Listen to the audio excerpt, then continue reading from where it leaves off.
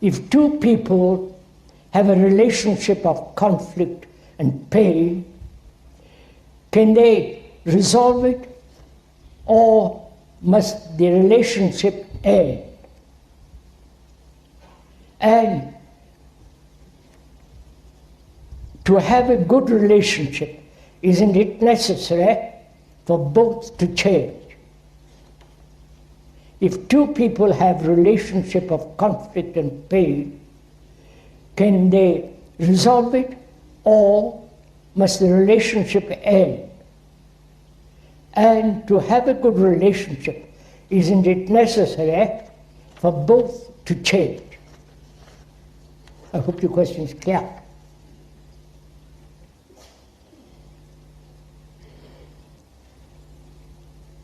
What is the cause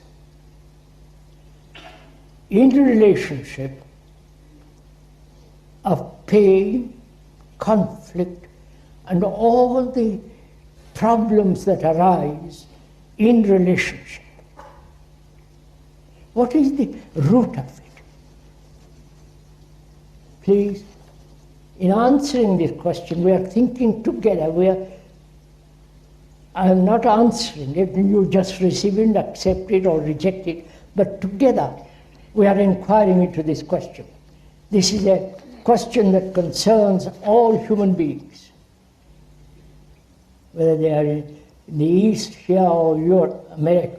This is a problem that really concerns most human beings.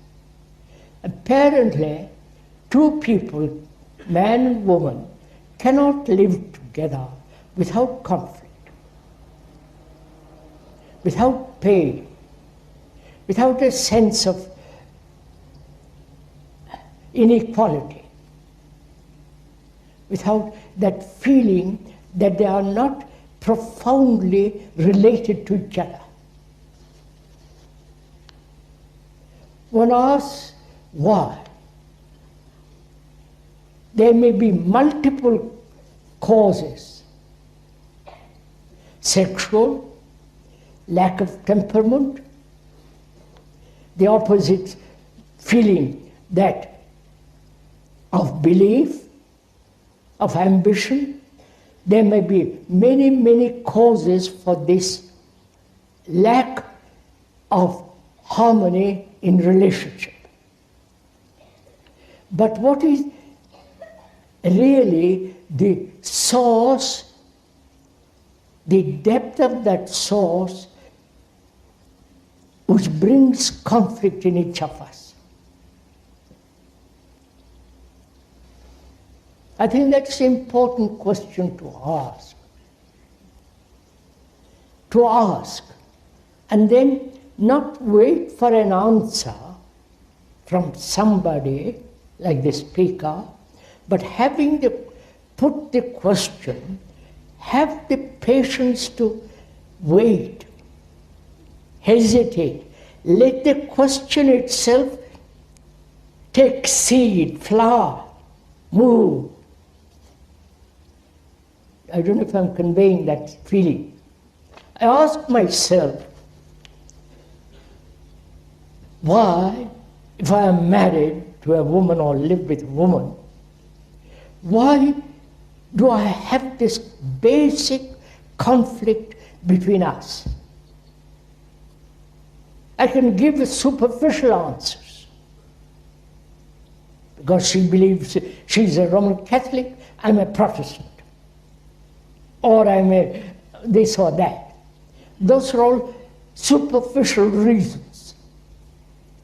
But I want to find out what is the deep-rooted or deep source of this conflict between two people.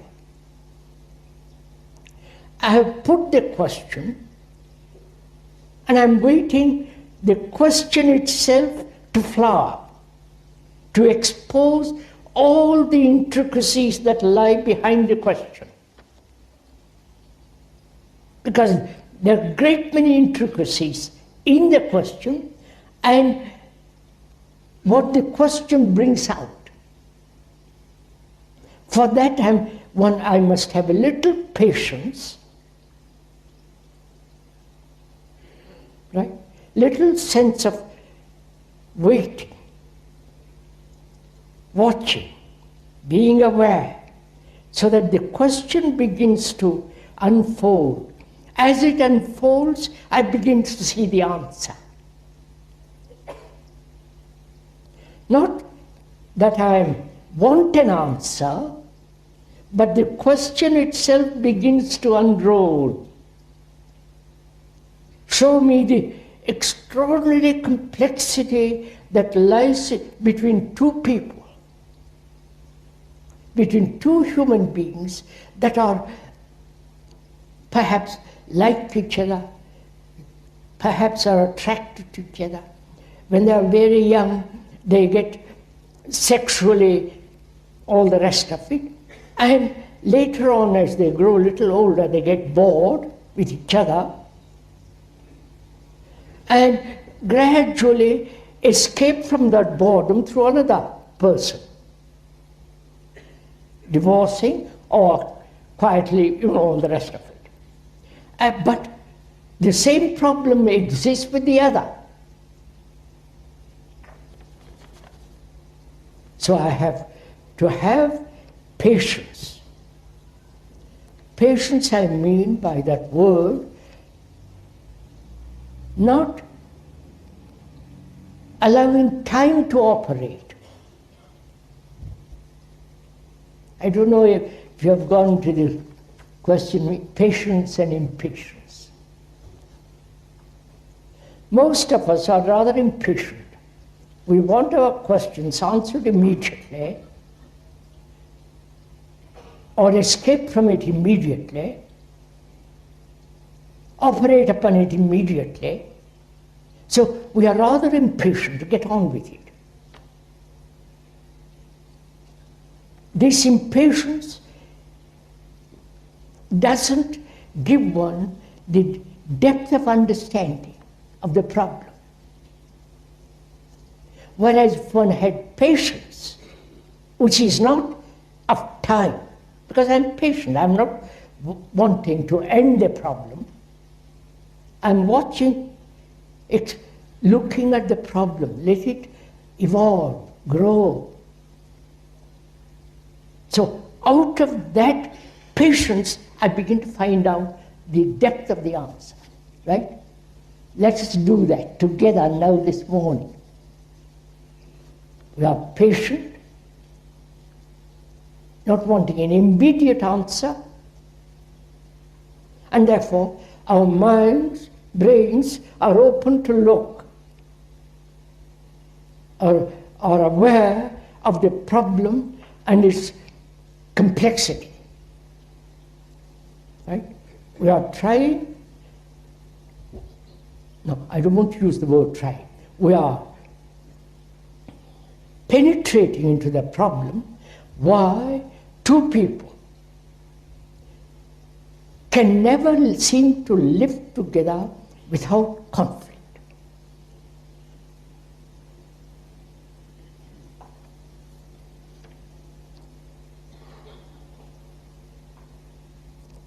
What is the root of this conflict? What is the depth or the superficiality of this conflict? And what is my relationship with her or with somebody? Is it superficial, that is sexual, the attraction, the curiosity, the excitement, which are all superficial? Sensory responses are superficial, right? So I realize these responses are being superficial, and as long as I try to find an answer superficially, I will never be able to go, I'll never be able to see the depth of the problem. So am I free from the superficial responses and the problems that superficial responses create, and try to solve those problems superficially. I don't know if you follow. I've seen that, so I won't find an answer superficially. Therefore, I say, what is the root of it?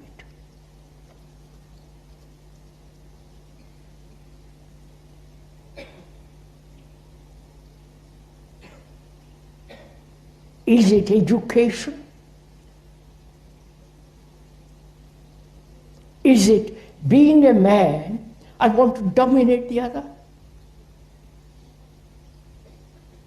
I want to possess the other?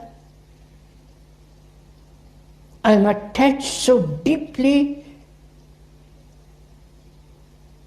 I don't want to let go.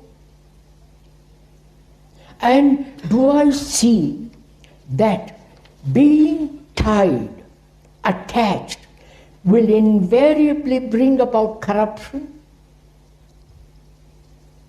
You follow?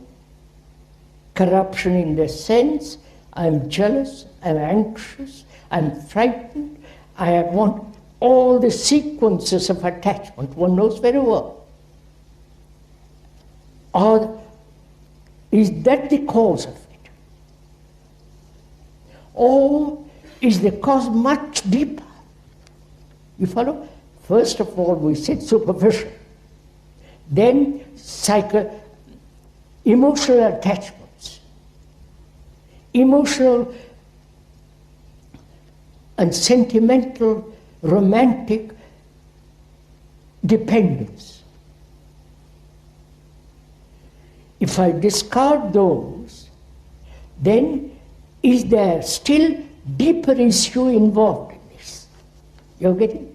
We are moving from the superficial lower and deeper so that we can find out for ourselves what is the root of it.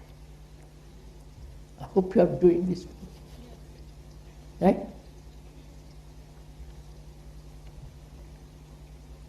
Now, how do I find the root of it? How do you find the root of it? Are you wanting an answer? Right? Wanting to find the root of it, therefore making a tremendous effort. Or you want to find it, so your mind, your brain is quiet, looking. Right? So it's not agitated. It is not the activity of desire, will. So it's just watching. Right? Are we doing together this? Just watching to see what is the deep root or deep cause, the basis of this conflict between human beings.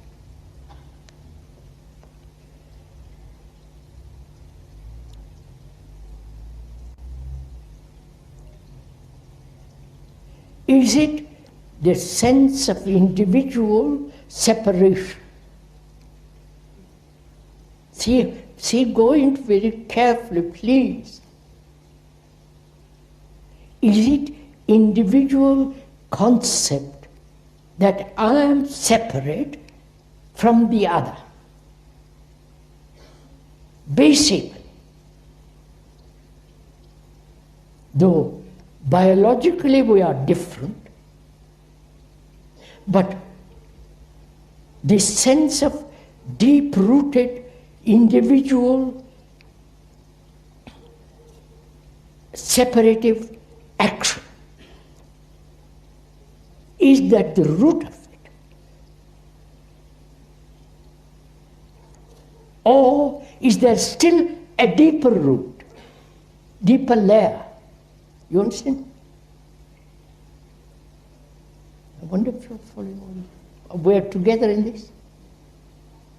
First, sensory responses, sensual responses. then emotional, romantic, sentimental responses, then attachment with all its corruption, or is it something profoundly conditioned brain that says I am an individual and she or he is an individual and we are separate entities, each must fulfill in his own way, and therefore the separation is basic. Right? Is that so?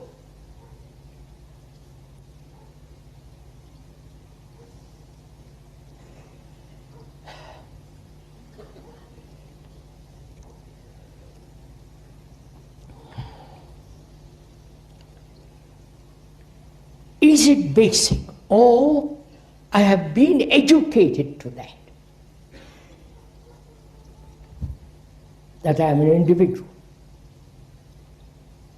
And she must, also an individual, must fulfill herself in her own way, and I must equally. So we have already started from the very beginning these two separate directions, maybe running parallel together but never meeting, like two railway lines that never meet. And all I am doing is try to meet, right? Try to live harmoniously, struggle. Oh, darling, you're so good. Follow? Repeat, but never meet. Right? So, if that is the cause, and apparently it appears to be the cause, the root of it, is that separative existence of an individual a reality? Or is an illusion which I have been nourishing, cherishing, holding on to, without any validity behind it? If it has no validity, I must be quite sure, absolutely, irrevocably sure, that it is an illusion. And can the brain break away from that illusion and realize we are all similar psychologically? You follow? My consciousness is the consciousness of the rest of mankind. Though biologically we differ, we are. Psychologically, our consciousness is similar of all human beings. If I once realize, not intellectually but at depth, in my heart, in my blood, in my guts, the feeling, then my relationship to another undergoes a radical change, right? Inevitable. I do. Now, the questioner says, asks, we are in conflict. Must it end? If we are battling with each other all day long, as most people are, struggle, conflict, the bitterness, the anger, the hatred, the repulsion.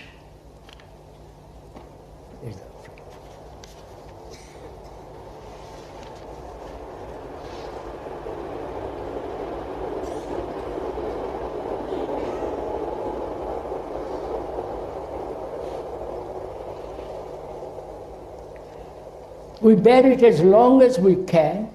Then comes a moment we have to break. We know the familiar pattern of this. There are more divorces than marriage, after marriage. And the question asks, what is one to do if I am everlastingly in conflict with my wife and somehow I can't patch it over? Must the relationship end? Or I understand basically the cause of this disruption, of this conflict, which is the sense of separate individualities, and I have seen the illusory nature of it, and therefore I am no longer pursuing the individual line. Therefore, what takes place between me, who have perceived that, and lives it, not verbally maintains it, but actually lives it, then what is my relationship with the person, with the woman, who still thinks in terms of the individual? You understand my question? It's very interesting. Go into it. I see, or she sees, better put it onto her. She sees the foolishness, the absurdity, the illusory nature of the individual. She understands it, she feels it. And I don't, because I'm a male, I'm more aggressive, more driving and all the rest of that. So, what takes place between us? She has comprehended the nature, and I have not. She won't quarrel with me, never, right? She won't enter into that area at all. But I'm constantly pushing her, driving her, and trying to pull her out of that area. I am creating the conflict, not she. You've understood how the whole thing has moved. Are you following all this? The whole thing has moved. There were no two people quarreling, but only one. See what has taken place. And I, if I am at all sensitive, if I have real feeling for her, I begin to also transform. Because she is irrevocably there. You understand? She will not move out of that area. See what happens. If two immovable objects meet, there is conflict. I don't know. But if one is immovable, the lady, and I am movable, I naturally yield to that which is immovable. Right? I wonder if you understand all this. This is very simple. So,